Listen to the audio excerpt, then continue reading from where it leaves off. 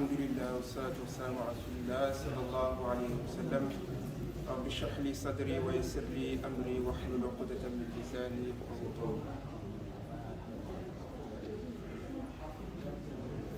Alhamdulillah,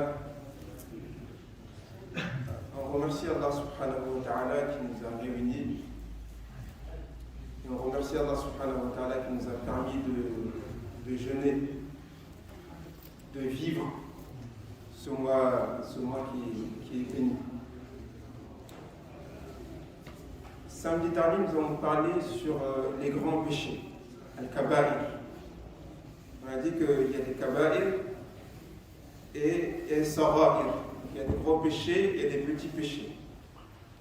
Et Allah subhanahu wa ta'ala dit dans le Coran, in tajtanibu kaba'ira ma tunhawna anhu nukaffir ankum sayyi'atikum.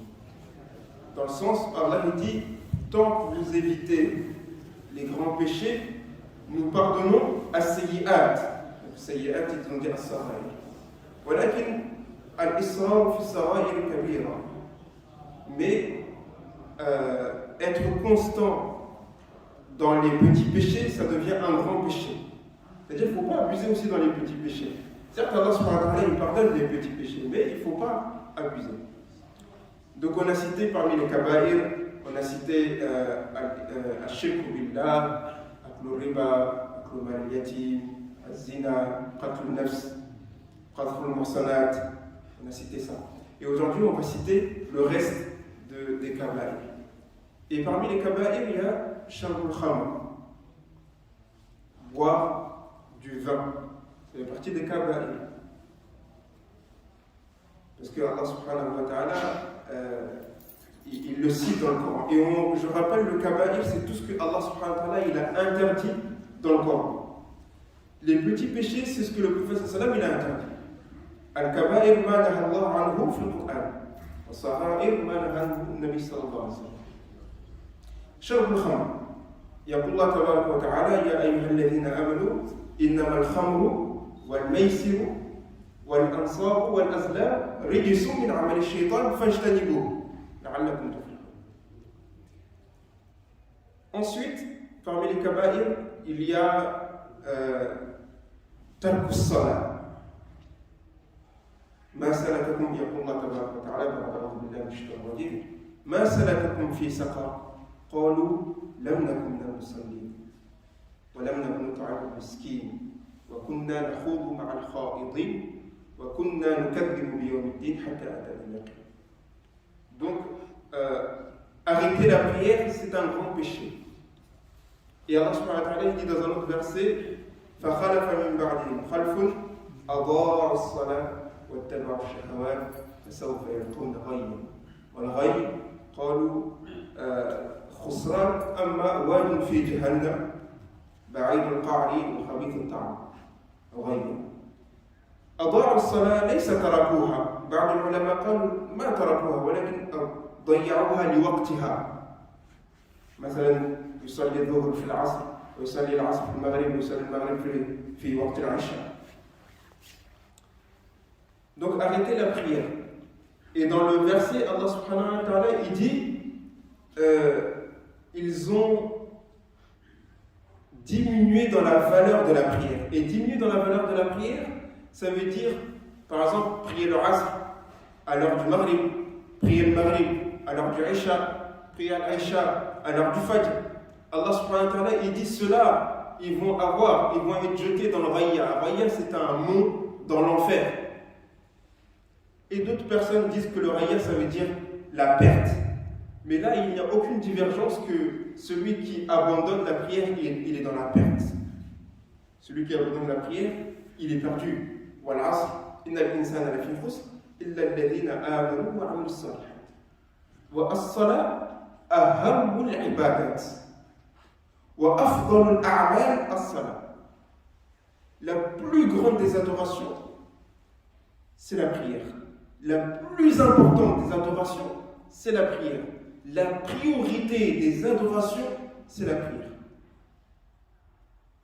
أول العلم التوحيد وأفضل العبادات الصلاة. La meilleure science, c'est d'apprendre d'abord en priorité l'unicité d'Allah. Et la meilleure adoration, et la plus importante, et la priorité, c'est la prière. C'est pour ça qu'il y a d'autres savants qui partent même, ils disent que celui qui ne fait pas la prière, celui qui n'est pas constant dans la prière, et qui fait le ramadan, son jeûne, il n'est pas accepté. Parce que la priorité, c'est la prière. Et la priorité, c'est la prière. Donc celui qui abandonne la prière, c'est-à-dire celui qui ne fait pas la prière à son heure, sans excuse valable, c'est un kaba'ir. Ça fait partie des grands péchés. من الكبائر عقوق الوالدين. العقوق ضد الإحسان. العقوق وهو الإساءة وتضييع حقوقهما. Manquer de respect ou manquer les obligations des parents, ça fait partie aussi des grands péchés. Les parents, ils ont des droits. Subhanallah, Allah subhanahu wa ta'ala dit dans le Coran, حملته أمه وهنا على وهن وفصاله في عامين وحمله وفصاله 30 شهرا.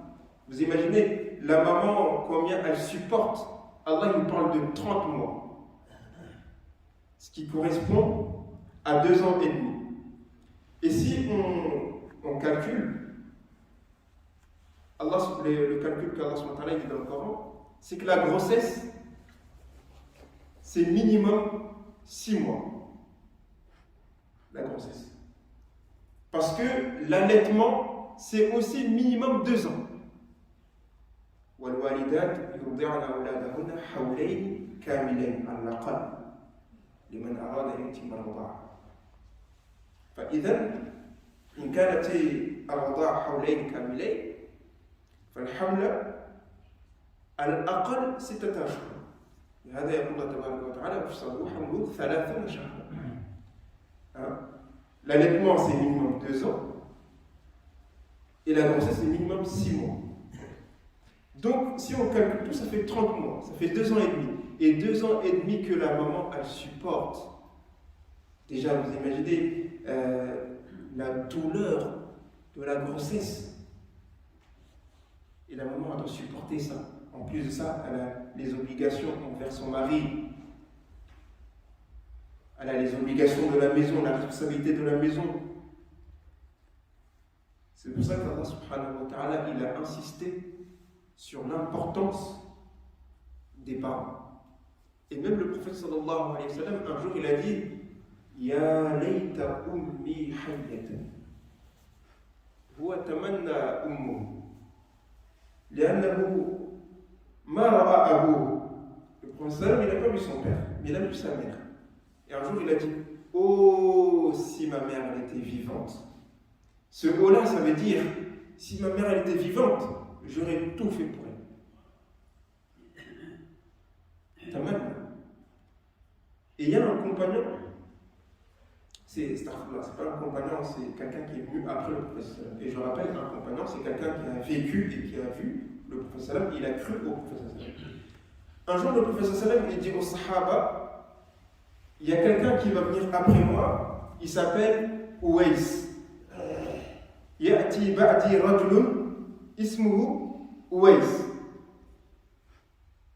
قبيلته عامر متوسط القيمة سواد الوجه إذا رأيتموه اطلبوا منه الدعاء. فيقول النبي صلى الله عليه وسلم هذا لعمر وعلي إذا رأيتموه اطلبا منه الدعاء. فقال عمر وعلي نحن ندعو له أم نحن نطلب منه الدعاء؟ فقال النبي صلى الله عليه وسلم اطلبا منه الدعاء فإن أويس خدم أمه فأحب الله خدمته لأمه ولو أقسم على الله لأبره. بعلمه لا، بصلاته لا، بتهجده لا، ولكن لخدمته لأمه. Le prophète sallam dit à Omar et Ali, radiyallahu anhuma, il y a quelqu'un qui va venir après moi. Donc ça veut dire que ce n'est pas un compagnon. Il dit, quelqu'un qui va venir après moi, il s'appelle Ouaïs. Il est de telle tribu. La tribu, elle s'appelle Amir. Et c'est au Yémen.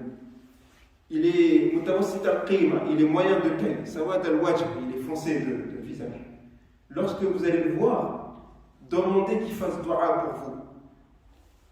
Et Omar, le deuxième khalife de Rasulullah sallam, et Ali ibn Abi Talib, le professeur me dit, quand vous le voyez, demandez qu'il fasse dua pour vous. Ils ont dit, nous on fait dua pour lui ou c'est lui qui fait dua pour nous. Le professeur m'a dit non, demandez que lui, il fasse dua pour vous. Parce que lui, il a été au service de sa maman et Allah, il a aimé le service qu'il a fait pour sa maman. À chaque fois qu'il lève les mains pour faire dua, Allah il lui donne. À cause de sa science? Non. À cause de sa prière? Non. Parce qu'il a fait un service pour sa maman. Allah il a aimé ce service-là.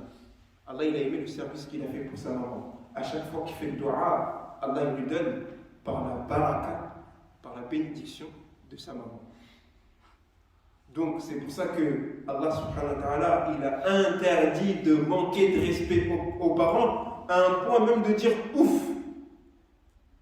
وَقَضَى رَبُّكَ أَلَّا تَعْبُدُوا إِلَّا إِيَّاهُ وَبِالْوَالِدَيْنِ إِحْسَانًا إما يبلغن عندك الكبر أحدهما أو كلاهما فلا تقل لهما أف ولا تنهرهما وقل لهما قولا كريما واخفض لهما جناح الذل من الرحمة وقل رب ارحمهما كما ربياني صغيرا.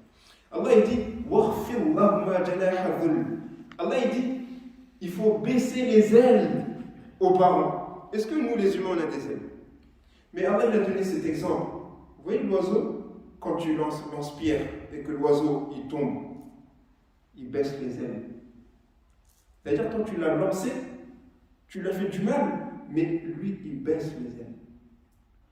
Des fois les parents, que ce soit le papa ou la maman qui disent des choses, ça nous fait mal. Des fois ils sont peut-être trop imposants envers nous.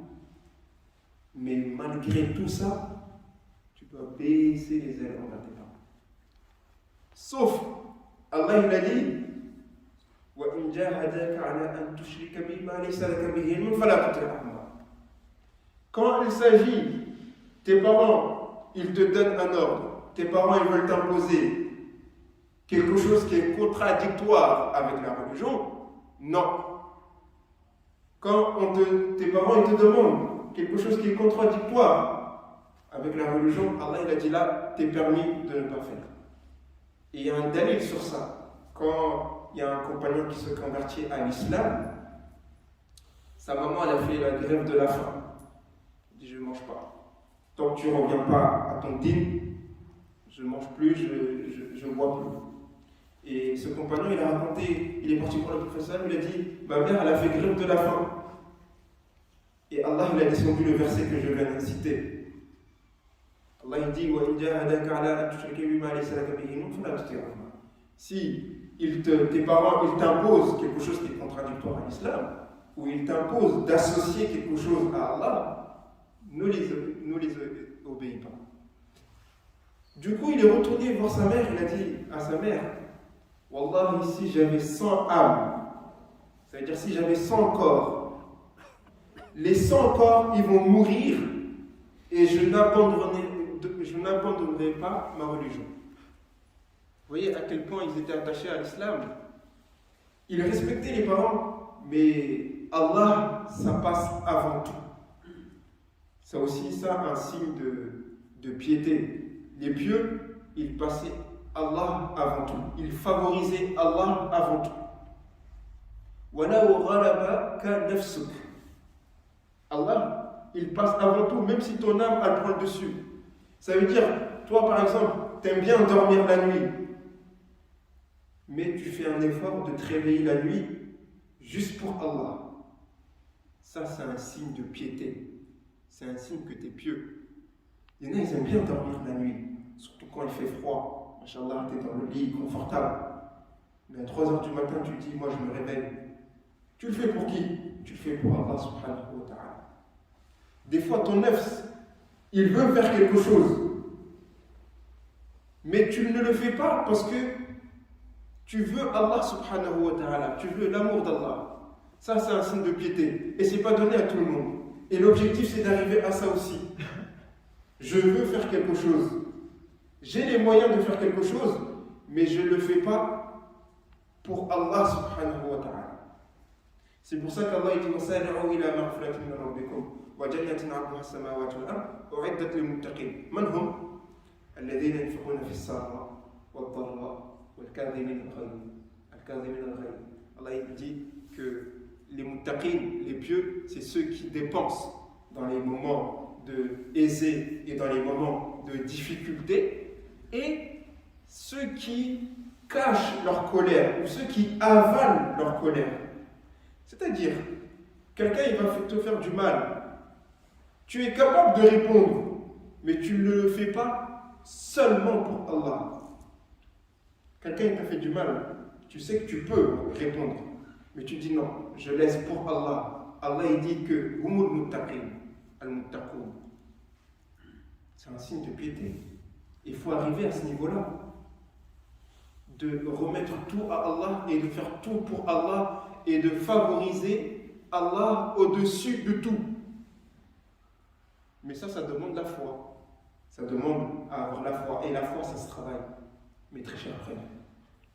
La foi, c'est pour ça qu'Allah dit dans le Coran, Ya ayyuhalladhina aminu.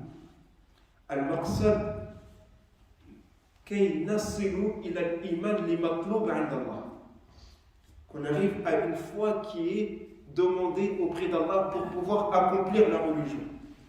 Parce que si on n'a pas cette foi-là, la religion elle devient difficile.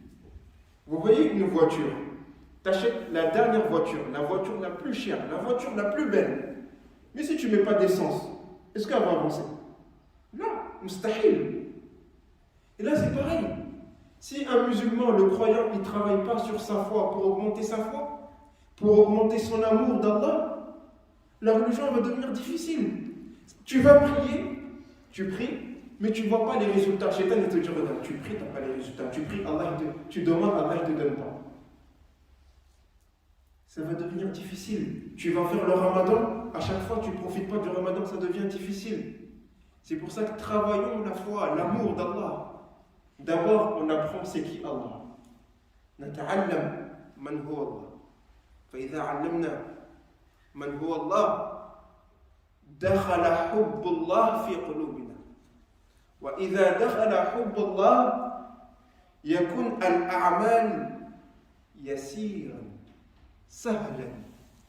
On apprend l'amour d'Allah. Et lorsque on a appris c'est qui Allah, l'amour d'Allah va rentrer dans le cœur. Et quand l'amour d'Allah est rentré dans le cœur, les actions vont devenir faciles. Allahumma taqabbal siyam. اللهم تقبل منا الصيام والقيام ارحم الراحمين. اللهم اشف مرضانا ومرضى المسلمين. اللهم اشف مرضانا ومرضى المسلمين. اللهم اشف مرضانا ومرضى المسلمين. مريض. يا أول الأولين ويا آخر الآخرين ويا ذا القوة المتين.